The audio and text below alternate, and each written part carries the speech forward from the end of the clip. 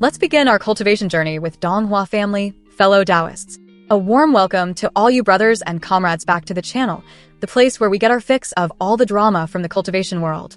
Today, we're following the Immortal Realm's #1 escape artist, Old Devil Han, right after his caper of gifting the spirit-devouring sword, aka the dragon-slaying saber of this universe, to his descendants before making a swift getaway from the Han clan. He might call them family to sound good, but in Old Devil Han's heart, his real family could be counted on one hand. Returning to his hometown felt like visiting a foreign country because the world had turned upside down. Even the local cats and dogs were on the verge of cultivating. With that, Han Li left without a backward glance, severing the last of his mortal ties, his mental state as light as a feather. Next target, straight back to the Drifting Clouds sect. But life is never that simple, and Han Li's classic trait, bringing death and destruction wherever he went, was about to rear its ugly head. After a brief stop in Lam Chao, he found the old scenes and faces were long gone. The likes of Sun Ergo and the Four Pings gang were history, replaced by a brand new power called the Skyfirst Association. Old Devil Han just smirked, recalling that the five-colored sect was tied to the Spirit Beast Mountain, which was now under the protection of the Ghost Spirit sect. Going bankrupt was inevitable. While cruising through the skies, Han Li suddenly stopped, like a car running out of gas. His cultivator's intuition was screaming that something was wrong. A strange spiritual energy, like a buggy GPS tracker, was stubbornly stuck to him. Old Devil Han narrowed his eyes, his spiritual sense, with its full-bar Wi-Fi covering the entire map, swept out and instantly locked onto a group of little rats, tailing him from over 200 miles away.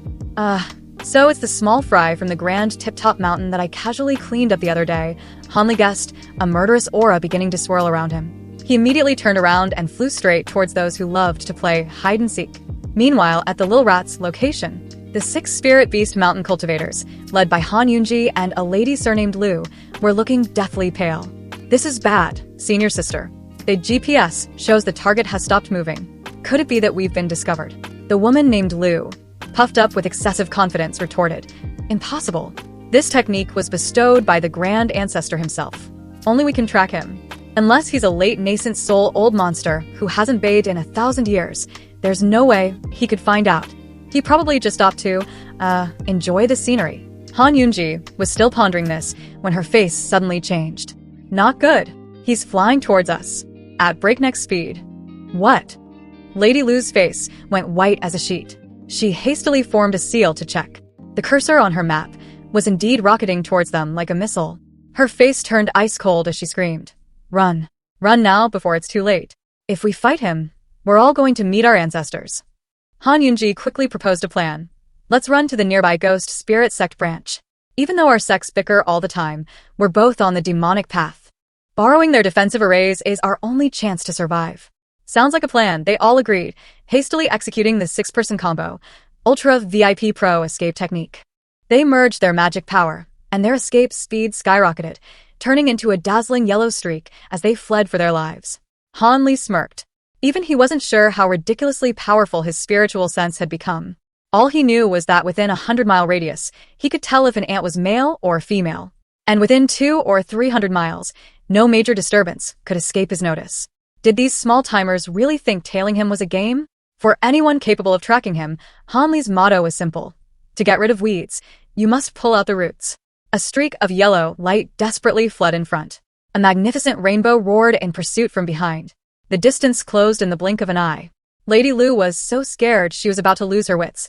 At this rate, they'd be caught before they even got halfway. Just as despair set in, Han Yunji suddenly cried out, "Look, it's the Ghost Spirit Sect. They're coming to meet us." The group was as happy as if they'd found gold. They didn't expect this new group to be able to fight a nascent soul monster, but they would make excellent cannon fodder to buy some time. The two groups met. The Ghost Spirit Sect cultivators, led by a fellow named D Sun, blocked the path of the Spirit Beast Mountain group. Well, Junior Sister Han, Junior Sister Lu, what gives you the right to trespass into our Viet country territory?" D Sun asked with an icy expression. Senior Brother D, it's a misunderstanding. We were on an urgent mission and didn't have time to inform you." Junior Sister Lu forced a smile. "I don't care." D Sun growled. "I only have one question. A few days ago, did you go to the Grand Tip-Top Mountain and take something? 6 of my junior brothers were erased there. Not even a bone was left." As the two sides were about to get into a heated argument, boom. An ice-cold, incomparably domineering spiritual sense descended from the heavens like a divine slap to the soul, enveloping every cultivator present. The entire group froze, feeling as if they were being stared down by a primordial beast. It's a nascent soul-stage-old monster, a woman from the ghost spirit sect shrieked in terror. Deason snapped out of his daze and bellowed, "Cut the crap! Split up and run! Every man for himself." It was complete chaos. The ghost spirit sect members transformed into streaks of black and red light, shooting off in all directions. The Spirit Beast Mountain group was no different, releasing their spirit beasts and fleeing in every possible direction. Han Yunji remained surprisingly calm. Good. With the ghost spirit sect as cannon fodder, our chances of survival have just increased significantly. Han Li had arrived. Seeing the demonic cultivators scattering like headless chickens, he just frowned. A little troublesome. He took a deep breath. Crackle. A clap of thunder echoed as a pair of silver wings, the wind and thunder wings, materialized on his back. Han Li activated the wings of an angel, of death, and his figure flickered and vanished. Using the lightning movement technique, he was at the spot where the group had scattered just moments later. Han Li let out a cold laugh, his spiritual sense locking onto every single target. Victim number 1, a woman from the ghost spirit sect. She was using a windfire evasion technique, moving at an incredible speed, and was smugly thinking she was sure to escape. Suddenly, the sound of thunder roared in her ear. She turned her head, and a flash of silver light later, Han Li was standing right in front of her. "Senior, spare me." Swish. 5 azure sword chi shot out. The woman's defensive barrier shattered like glass. A second later, she was nothing but a pile of ash. Victim number 2, the black-robed cultivator, Deason. As he was fleeing and muttering curses at the Spirit Beast Mountain group for bringing this disaster upon them, he saw a giant azure sword descending from the sky. His protective barrier was as thin as paper, and before he could even register what was happening, he was wiped out. Victim number 3, the scholar in brocade robes. He was running for his life, his heart pounding like a drum. Suddenly, a young man in a scholar's robe appeared before him, smiling gently and revealing a set of pulley white teeth. "Fellow Taoist, you've run so far. You must be exhausted. Allow me to see you off on your way," Han Li said as he waved his sleeve.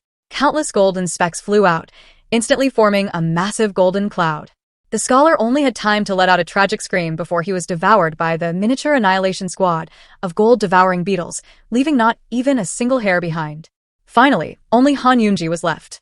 She was burning her own vital energy, pushing her spirit bird to fly at an insane speed, but the thunder of death was still getting closer. Knowing she couldn't escape, she closed her eyes in despair, awaiting her end. A silver arc of lightning flashed. Han Li appeared before her, raising his hand to deliver the final blow. Suddenly, he froze. "Oh, it's you?" Han Li exclaimed in surprise, and the light in his hand vanished. The real show is yet to come. Let's light a stick of incense for the poor Taoists who were unlucky enough to get in old Devil Han's way. If you enjoyed this, please leave a like and a share so this humble Taoist can get more spirit stones to make new videos. Farewell, and see you in the next episode.